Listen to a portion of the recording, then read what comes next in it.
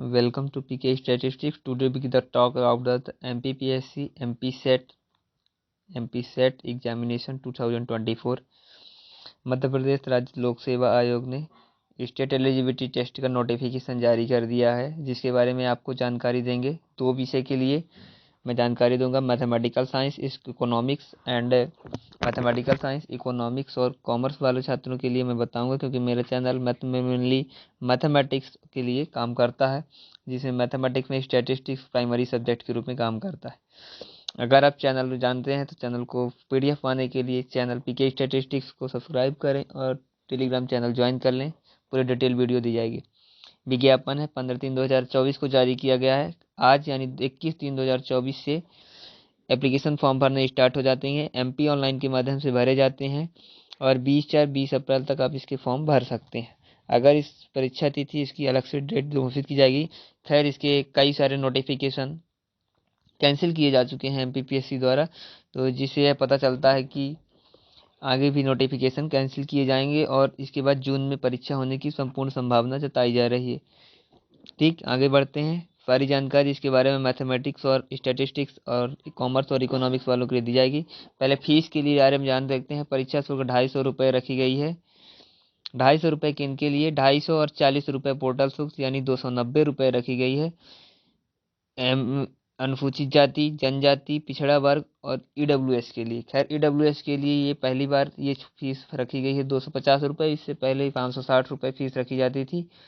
ये election before election ये आदेश जारी हुआ था, जिसके कारण EWS के लिए फीस में राहत दी गई। और ये अन्य श्रेणियों बाहर और मध्य प्रदेश के बाहर के निवासियों के लिए 500 रुपये प्लस 40 रुपये अप्रॉक्स 600 रुपये आपको फीस के रूप में पे करने होते हैं। त्रुटि सुधार हेतु आप 50 रुपये प्रतिशत। अब ध्यान रखिए, आप जो है तो 20 अप्रैल के पहले एप्लीकेशन कर दें, नहीं आपको विलम्ब शुल्क के साथ 3000 रुपये देने होंगे। और इसके बाद अगर आप परीक्षा के 10 दिन पहले तक फॉर्म भरते हैं तो 25,000 रुपये फीस जमा करके आप MPSET का एग्जामिनेशन का फॉर्म भर सकते हैं। इस एग्ज़ाम को लोग इसलिए भरते हैं क्योंकि ज़्यादातर लोग UGC नेट और CSIR नेट की तैयारी करते हैं और ये एग्ज़ाम क्वालिफाई नहीं होता तो आप अपने राज्य के लिए MPSET दे सकते हैं।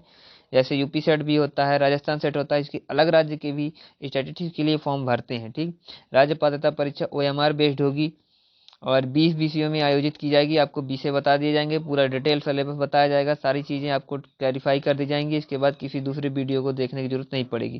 क्वेश्चन का प्रकार ऑब्जेक्टिव टाइप होगा, सुमेलित होगा, ट्रू फॉल्स होगा, कथन कारण। मतलब आप ये नहीं कह सकते कि ऑब्जेक्टिव टाइप में ट्रू फॉल्स और मेल सुमेल करना ये क्यों पूछ लिया गया, ये सारी चीज़ें पूछी जा सकती हैं। विज्ञापन विश्वविद्यालय, अब देखिए हायर एजुकेशन और UGC की गाइडलाइन के अनुसार। खैर, इन्होंने 2023 में MPSET का नोटिफिकेशन निकाला था, वो 2000 क्या UGC नेट और CSIR नेट की गाइडलाइन को फॉलो नहीं किया गया था। फिर कई सारे छात्रों ने हाई कोर्ट और याचिकाएं दायर की, जिसके बाद इसको फॉलो करना पड़ा। जैसे आप बात करते हैं मैथमेटिक्स के, मैथमेटिकल साइंस में 2 पेपर होते हैं, एक मैथमेटिक्स का और दूसरा स्टैटिस्टिक्स का। तो इन्होंने मैथमेटिकल साइंस में ही स्टैटिस्टिक्स सब्जेक्ट को कंसिडर नहीं किया गया था। फिर कई सारे बच्चों ने RTI लगाई और MPPSC को बताया, इसके बाद भी नहीं किया तो इन्होंने हाईकोर्ट में याचिका दायर की। इसके बाद स्टैटिस्टिक्स सब्जेक्ट को जोड़ा गया, इसलिए खैर इससे काफ़ी अच्छा पेपर आएगा। खैर, पिछली बार पेपर काफ़ी जल्दबाजी में बना था, इसलिए पेपर काफ़ी ईजी आया था, लेकिन इस बार पेपर के ईजी आने के चांस बहुत कम बनते हैं, क्योंकि MPSET के द्वारा असिस्टेंट प्रोफेसर बने जाते हैं और ये जो बनाए जाएंगे अगली बार के लिए, ये इसमें वैकेंसी का भी इजाफा होना जाना जाता है, क्योंकि जिस कॉलेज से हमने भी मास्टर की करी हुई थी वहाँ पे अभी टच है, तो पता चलता है वो टीचर भी ज़्यादातर जाने वाले हैं और बहुत सीनियर टीचर हैं, जिससे इस सब्जेक्ट के सीटों के बढ़ने के बहुत चांस जताए जा रहे हैं। राज्य पात्रता परीक्षा 2024, यात्रियों को यात्रा भत्ता नहीं दिया होगा किसी भी प्रकार का। खैर, आपके स्टेट में ही मिल जाएगा। अगर अदर राज्य के हैं तो आपको भोपाल या कि आपको नियरेस्ट स्टेट या नियरेस्ट डिस्ट्रिक्ट आपको मिल जाएगा। ये देखिए न्यूनतम शैक्षणिक योग्यता। खैर, एजुकेशन क्वालिफिकेशन के बारे में ज़्यादा देख लें आप। सबसे पहले, अभ्यर्थी केंद्रीय माध्यमिक शिक्षा का स्थापित किसी भी विश्वविद्यालय से ग्रेजुएट और पोस्ट ग्रेजुएट होना अनिवार्य है। आप जिस विषय में पोस्ट ग्रेजुएट हैं उसी विषय में आप UGC नेट और CSIR नेट के समान ही एग्जाम होने वाला MPSET का एग्जाम दे सकते हैं। आप इसमें PG में 55% होना अनिवार्य है। और इसके अलावा EWS श्रेणी को परसेंटेज में कोई राहत नहीं दी जाएगी, आपको 55% लाना अनिवार्य है। यानी जो 10% आरक्षण है वो सिर्फ सीटों में है। खैर असिस्टेंट प्रोफेसर एग्जाम में आपको कोई आरक्षण नहीं मिलेगा, क्योंकि जब 10 सीटें आती हैं किसी भी वैकेंसी में तब आपको एक सीट का लाभ ईडब्ल्यूएस श्रेणी में दिया जाता है, पर इसमें कोई लाभ नहीं दिया जाएगा, क्योंकि असिस्टेंट प्रोफेसर के किसी भी एग्जाम में 10 सीटें नहीं आती हैं, 10 से कम ही सीटें रहती हैं, तो ईडब्ल्यूएस का लाभ नहीं मिल पाता। उक्त परीक्षार्थियों के परीक्षा पात्र होने में अर्हता प्रमाण पत्र तभी मान्य होगा जब राज्य परीक्षा परिचय होने के 2 वर्ष के स्नातकोत्तर। अब देखिए सबसे बड़ी बात ये होती है कि बहुत सारे पीजी में छात्र रहते हैं और फॉर्म अप्लाई कर देते हैं, तो ये सर्टिफिकेट आपका तभी वैलिड होगा जब आप पीजी के साथ फॉर्म अप्लाई करते हैं, जब आप पीजी फाइनल ईयर की मार्कशीट दिखाएंगे। अब पीएचडी, वैसे तो एमपी सेट और सीएसआई नेट देने के लिए पीएचडी अनिवार्य नहीं है, पर क्या हुआ था 1991 से पहले पीएचडी, विदाउट पीएचडी कोई भी फॉर्म नहीं भर सकता, तो जो इससे पहले के छात्र हैं उनको पीएचडी करना अनिवार्य है, ठीक, क्योंकि उनको 55% मार्क्स लाना पीजी में काफ़ी टफ होता था, इसलिए उनको पीएचडी के लिए अनिवार्य कर दिया गया। इसका कहने का मतलब ये है कि जिन्होंने पीएचडी कर रखी है और 55% मार्क्स नहीं है वो भी फॉर्म अप्लाई कर सकते हैं। परीक्षा फॉर्म योजना राज्य परीक्षा परिणाम के आधार पर राज्य संरक्षण की आरक्षण नीति दिया जाएगा। अब ये देखिए यहाँ पर 87% और 13% का काफ़ी मामला चलता है, जिसमें 2 रिजल्ट जारी किए जाएंगे। आप 87% में अगर सेलेक्ट होते हैं तो सेलेक्ट मारे जाएंगे, 13% सीटों में यानी 26% छात्रों को बुलाया जाएगा, 13% जनरल कैटेगरी के, 13% ओबीसी के, और जिसको जिस अनुसार से कोर्ट आदेशित करता है उसी अनुसार से 13% छात्रों को बुला लिया जाएगा, चाहे उसमें ओबीसी को बुलाया जाए या कि जनरल को बुलाया जाए। अब इसमें लिखा हुआ है विश्वविद्यालय अनुदान आयोग की वेबसाइट कहती है कि 6% जितने छात्र अप्लाई करते हैं उसके 6% छात्रों को ही क्वालिफाई किया जाएगा, यानी अगर 100 छात्र भरते हैं तो उसमें 6 छात्र ही क्वालिफाई किए जाएंगे, ठीक। प्रथम चरण में देखिए 6% अर्हता लाना अनिवार्य है, द्वितीय चरण में भी होगा, चरण एक ही है पर हो गया लिख दिया है इन्होंने। प्रथम चरण में सर्वप्रथम परीक्षा में सम्मिलित अभ्यर्थियों की संख्या के 6%। अब देखिए इन्होंने क्या आइडिया लगाया है कि पहले आपको 6% उन लोगों में शामिल होना पड़ेगा जिन्होंने परीक्षा दी है, फिर द्वितीय चरण में फिर ये रिजल्ट निकालेंगे जिसमें उस श्रेणी में आपको शामिल करेंगे जिस श्रेणी में आपने 6% कुल छात्र, मतलब पहले कुल छात्रों का 6% पास किया जाएगा, फिर इसके बाद जितने उपस्थित हुए हैं उनका 6%, मतलब कुछ छात्र इसमें भी अलग हो जाते हैं, ठीक। अब देखिए इसमें बताया गया कि अनारक्षित, अगर आप अनरिजर्व कोटे से आते हैं, ईडब्ल्यूएस से आते हैं और ओबीसी एनसीएल से आते हैं, सॉरी ओबीसी सीएल से आते हैं, तो आपको 40% मार्क्स यानी 200 मार्क्स का एग्जाम होगा, यानी 80 मार्क्स लाना बहुत कंपलसरी है, नहीं तो आप डिस्क्वालीफाइड हो जाएंगे। और अनुसूचित जाति जनजाति यानी पिछड़ा वर्ग एनसीएल के लिए 35% लाना जरूरी है।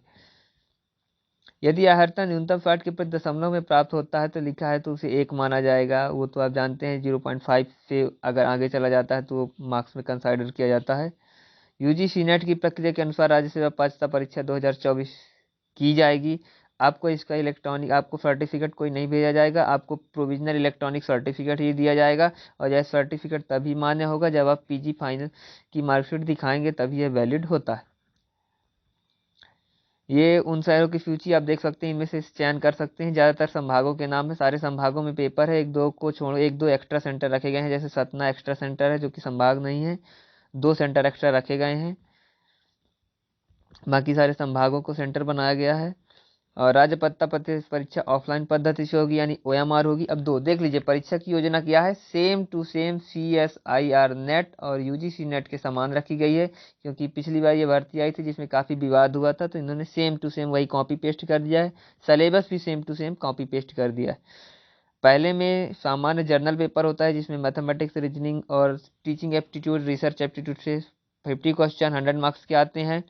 और फिर अगला आता है आप ऐच्छिक विषय, जिस विषय आपने पीजी कर रखी है, यानी आपने जिस विषय से मास्टर कर रखा है उसके 100 क्वेश्चन पूछे जाएंगे, टोटल 150 क्वेश्चन और 300 मार्क्स के पूछे जाते हैं, इसको आप देख सकते हैं। और जो पिछली बार मैथमेटिकल साइंस का जो कट ऑफ गया था वो 150 मार्क्स आउट ऑफ 300 मार्क्स गया था, यानी अप्रॉक्स 50% से एक्स्ट्रा मार्क्स लाने पर आपको सिलेक्शन हो गया था, आप 6% में हो गए थे। राज्य पात्रता परीक्षा 2024 जो है 20 विषयों में, खैर पिछली बार जो राज्य पात्रता परीक्षा आयोजित हो गई थी वो 36 विषयों में कराई गई थी, इस विषय 20 विषयों में ही कराई जाती है।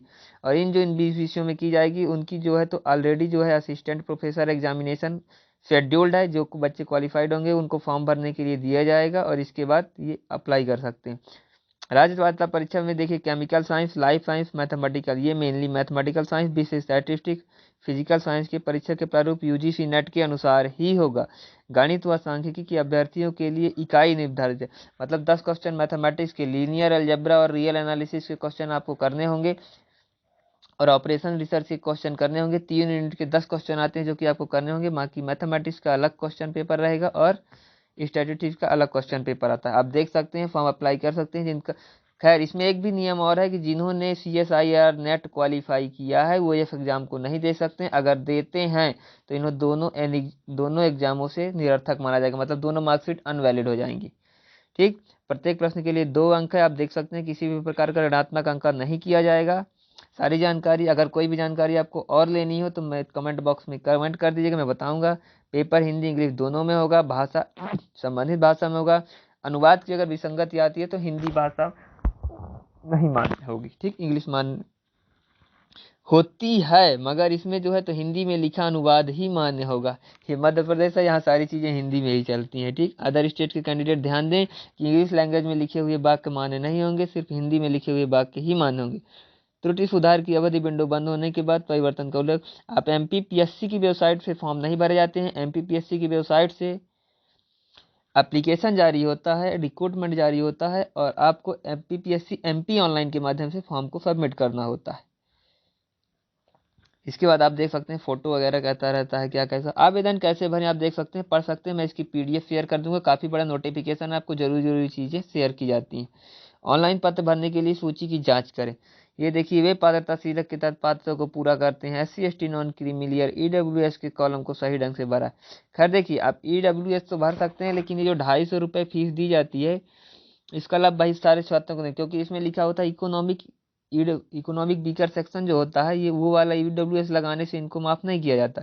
ये एक इकोनॉमिक वीकर का अलग से सर्टिफिकेट जब आप एग्ज़ाम क्वालिफाई कर लेते हैं और बनवाने जाते हैं तो ये सर्टिफिकेट काफ़ी आसानी से बनता नहीं है, काफ़ी मेहनत करनी पड़ती है। तो अगर आप पहले से बनवाए रहते हैं तो ही ठीक है, नहीं तो आप अगर अफोर्ड कर सकते हैं तो पूरी फीस पेमेंट करें, अगर आप क्वालिफाइड होने की इच्छा रखते हैं कि हम क्वालिफाइड हो जाएंगे तो। क्योंकि EWS का इसमें लाभ आरक्षण का कोई नहीं मिलता, क्योंकि इतनी ज़्यादा सीटें रहती नहीं हैं। अब देखिए, इकोनॉमिक्स, कॉमर्स और मैथमेटिकल साइंस जो होता है इनमें क्या जाता है। मैथमेटिकल साइंस में बहुत सारे बच्चों के जोर दबाव के बाद पिछली बार 2023 के एग्जाम में ही स्टैटिस्टिक्स सब्जेक्ट को जोड़ा जा सकता है, जिसमें आप प्रिपेयर कर सकते हैं और भर सकते हैं। अगर आप CSIR नेट का पेपर देते हैं तो मैथमेटिकल साइंस और स्टैटिस्टिक्स को काफ़ी अच्छी कट ऑफ जाती है, देखने को मिलती है, काफ़ी छात्र अप्लाई करते हैं और पेपर का लेवल भी काफ़ी अच्छा आता है। अगर आप नॉर्मल चाहते हैं तो भी स्टैटिस्टिक्स और मैथमेटिकल साइंस का फॉर्म भर सकते हैं और अप्लाई करके इसका एग्ज़ाम दे सकते हैं। एग्ज़ाम का लेवल CSIR नेट की तुलना में काफ़ी सरल आता है।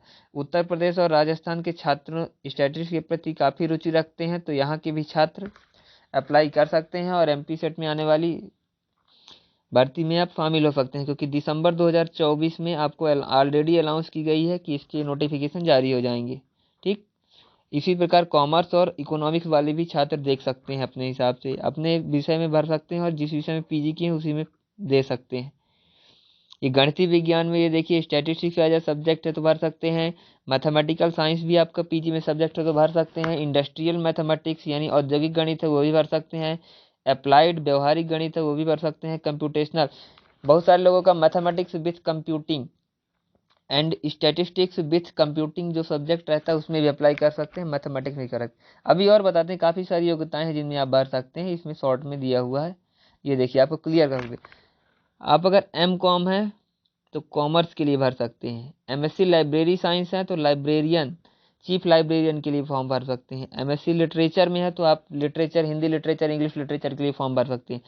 MSc जिस सब्जेक्ट से हैं, आप MSc के आगे सब्जेक्ट लिखा है तो उस सब्जेक्ट भर सकते हैं।